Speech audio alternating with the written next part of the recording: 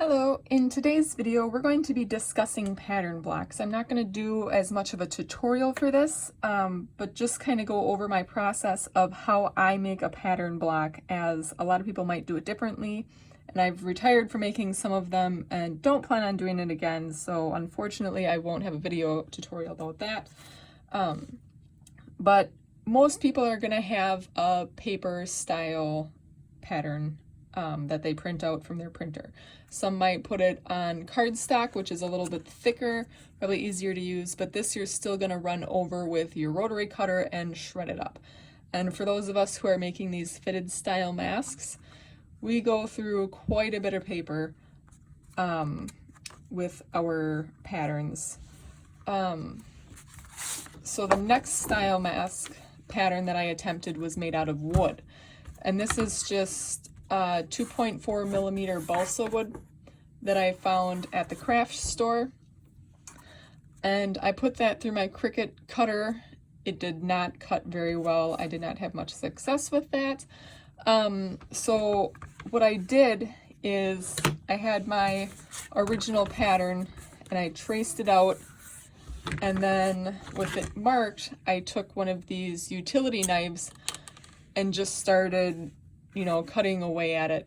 A lot of people do that for those little projects with the wood. I'll flash some of those up. I can't think of what they're called at this point. Little model making things, but it is something fairly common to do, very possible if you're going to be making your own set. I do not recommend making multiple sets and selling them because you're going to end up with sore fingers like I did. The reason this one is colored is because I put vinyl over it. That way it slides around easier and you're not going to be getting sawdust or anything on it. And it just overall looks prettier with the vinyl on it. And I put two different colors. That way, I know I always go with the pink side up. That way, as I'm making it and putting my pieces randomly, I'm not accidentally cutting the wrong side for my fabric. So I always try to remember to have it pink side up. The final pattern block that I'll talk about is the acrylic/plastic.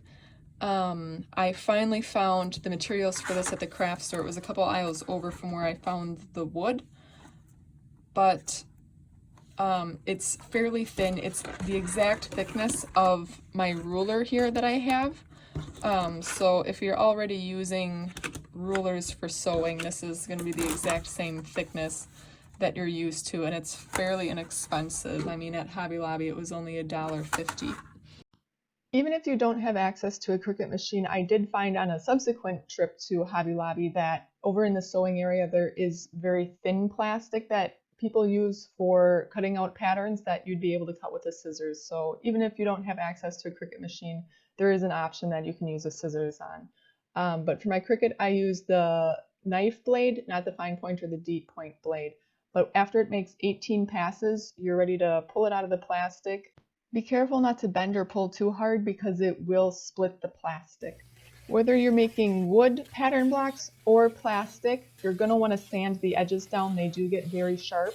So I go right flat along the edge, and then after that I'll chamfer, so you can see how I lay it flatter. That's called chamfering the edge. That way it's more rounded out to the touch. I also cut out size labels with my Cricut machine because I love to label everything, but you can do this with a permanent marker or your own stickers, whatever you want to do. But that concludes this video on pattern blocks. If you have questions or comments, please leave those below. And if you found this video helpful, hit that like and subscribe button, and thanks for watching.